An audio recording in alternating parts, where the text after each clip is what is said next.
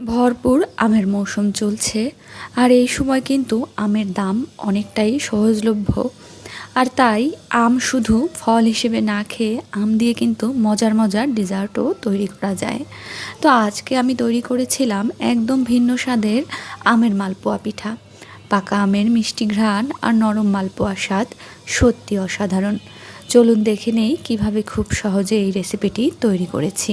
উপকরণ হিসেবে আমি খুবই সহজলভ্য আর এমন কিছু উপাদান নিয়েছি যেগুলো বাসাবাড়িতে সব সময় থাকে। আর এই জন্যই কিন্তু যখন মন চাইবে তখনই কিন্তু আমের এই পিঠাটি বানিয়ে খেতে পারবেন। আমি প্রথমে নিয়েছি ময়দার সাথে নিয়েছি ময়দার সমপরিমাণ সুজি। তারপরে আমি এর মধ্যে দিয়ে দিয়েছিলাম নারকেল কোড়ানো আর নিয়েছিলাম আগে থেকেই জাল করে রাখা নর্মাল টেম্পারেচারে রাখা দুধ। তো দুধটা এবারে আমি ময়দা আর সুজির মধ্যে দিয়ে দিচ্ছি, অল্প অল্প করেই আমি দুধটা দিচ্ছি, না হলে কিন্তু দুধ বেশি হয়ে গেলে ব্যাটারটি অনেকটাই পাতলা হয়ে যাবে। তো এবারে আমি সুজি আর ময়দাটাকে কোনো রকম দুধ দিয়ে ভিজিয়ে ঢাকা চাপা দিয়ে রেখেছি যাতে সুজিটা একটু ফুলে ফেপে ওঠে।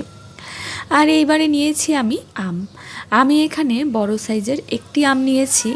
তো আমটা আমি এবারে গ্রাইন্ডারে দিয়ে আমের রসটাকে বের করে নেব। বন্ধুরা যে যেখান থেকেই আমার ভিডিওটি দেখছেন তাদের সবাইকে অসংখ্য ধন্যবাদ, এবং যারা নতুন আমার চ্যানেলটির সাথে যুক্ত হচ্ছেন তাদের সবার প্রতি কৃতজ্ঞতা। 5 মিনিট পরে আমি আপনাদের সাথে শেয়ার করছি সুজির ডোটা কিন্তু অনেকটাই ফুলে উঠেছে। আর আমি এখানে এবার আমের রসটাও দিয়ে দিলাম। তো এবারে আমি দিয়ে দেব পরিমাণ মতো চিনি আমি অল্পই দিয়েছি, কারণ আমার এই আমটা এতটা মিষ্টি ছিল যে বাড়তি চিনি দেওয়ার কোনো প্রয়োজনই নেই।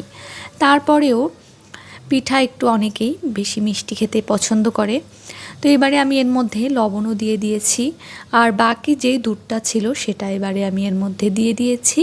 এবার ভালোভাবে আমি চামচের সাহায্যে ব্যাটারটাকে তৈরি করে নিচ্ছি। ব্যাটারের মিশ্রণটা খুব বেশি পাতলাও হবে না, আবার খুব বেশি ঘনও হবে না, মাঝারি টাইপের হবে। ব্যাটারটা তৈরি করার সময় যদি মনে হয় এর মধ্যে আরও একটু দুধ দিতে হবে তাহলে আপনারা দুধও অ্যাড করে দিতে পারেন, তবে আমি এখানে জল ইউজ করেছি, চাইলে আপনারা জলটাও ইউজ করতে পারেন। তো এই যে আমার ব্যাটারটা তৈরি করা হয়ে গিয়েছে, আমি আপনাদেরকে একটু দেখিয়েও দিলাম ঠিক কীরকম হবে ব্যাটারের ঘনত্ব। তো এবারে আমি কিন্তু কড়াইতে তেল দিয়ে দিয়েছিলাম। তো তেলটা ভালোভাবে গরম হওয়ার পরে এর মধ্যে 1 চামচ ব্যাটার আমি প্যানে দিয়ে দিয়েছি। মাঝারি আঁচে 2 পাশ সুন্দর সোনালি রং হওয়া পর্যন্ত ভেজে নেব।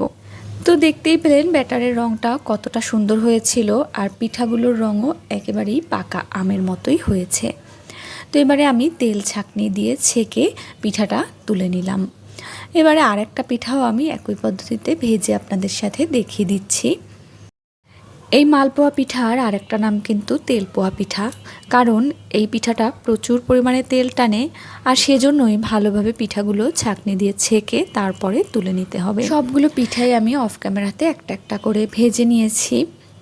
তো পিঠেগুলো পরিবেশনের সময় আপনারা চাইলে উপর থেকে আরও কিছু নারকেল কোড়ানো দিয়ে দিতে পারেন, সেক্ষেত্রে দেখতে ভালো লাগে। সুস্বাদু পাকা আমের মালপোয়া পিঠা সম্পূর্ণ তৈরি।